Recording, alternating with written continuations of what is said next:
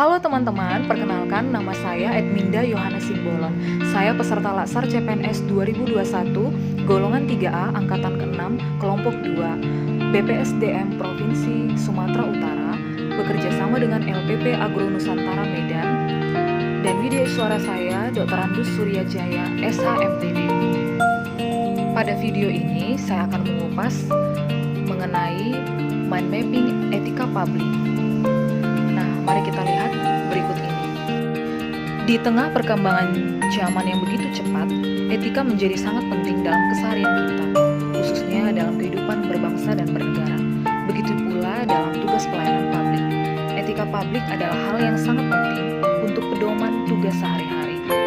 Etika publik itu merupakan refleksi tentang standar atau norma yang menentukan baik atau buruk, benar atau salah perilaku, tindakan, dan keputusan untuk mengarahkan kebijakan publik dalam rangka menjalankan tanggung jawab pelayanan publik.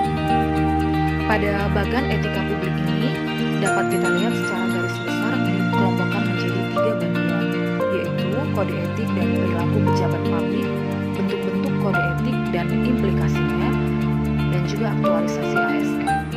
Nah, pada bagan ini kita akan kupas mengenai kode etik dan perilaku pejabat publik. Tadi sudah kita jelaskan mengenai pengertian etika, dan sekarang pengertian kode etik, yaitu aturan-aturan yang mengatur tingkah laku dalam suatu kelompok khusus. Sudut pandangannya hanya dilakukan pada hal-hal prinsip dalam bentuk ketentuan tertulis. Lalu ada juga kode etik ASN.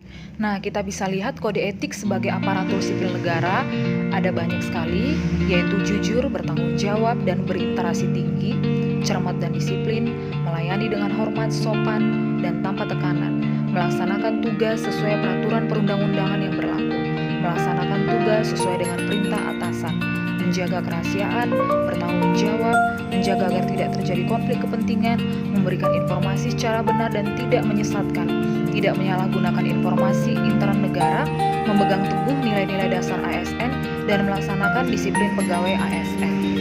Nah, selanjutnya pada bagan ini mengenai kode etik dan perilaku pejabat publik.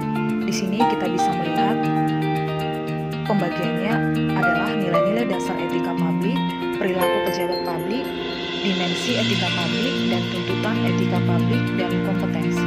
Kita bisa melihat nilai-nilai dasar etika publik itu ada memegang teguh nilai-nilai ideologi negara Pancasila, setia dan mempertahankan undang-undang dasar, melaksanakan tugas secara profesional, membuat keputusan berdasarkan keahlian, menciptakan lingkungan non-diskriminatif, menjunjung tinggi standar etika luhur, mempertanggungjawabkan kinerja kepada publik, memberikan layanan secara jujur, tanggap, cepat, tepat, akurat, berdaya guna, berhasil guna, dan santun, menghargai komunikasi, konsultasi, dan kerjasama, mendukung kesetaraan dalam pekerjaan, dan meningkatkan efektivitas sistem pemerintahan yang demokratis.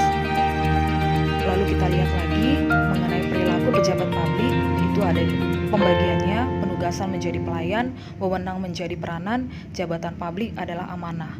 Kemudian ada juga dimensi etika publik yang dibagi menjadi dimensi kualitas pelayanan publik, dimensi modalitas, dan dimensi tindakan integritas publik. Nah, sekarang bentuk-bentuk kode etik dan implikasinya kita bisa lihat, yaitu dengan legitimasi kebijakan, konflik kepentingan, implikasi kode etik dalam pelayanan publik, sumber-sumber kode etik bagi aparatur sipil negara, dan pentingnya etika dalam urusan politik. Nah, sekarang yang terakhir kita bisa melihat bagaimana mengaktualisasikan etika sebagai aparatur sipil negara melalui pemberian hadiah atau cendramata, kebocoran UN, perbuatan tercela, pelantikan wali kota di penjara, whistleblower atau membocorkan informasi, baru di lomba penegak hukum yang jujur, konflik kepentingan dalam pengadaan, absensi jari, pelanggaran hukum, pengunduran diri, penerimaan tenaga honorer, terpidana korupsi, dan pemanfaatan sumber daya. Demikianlah presentasi saya mengenai mind mapping etika publik. Sekian dan terima kasih.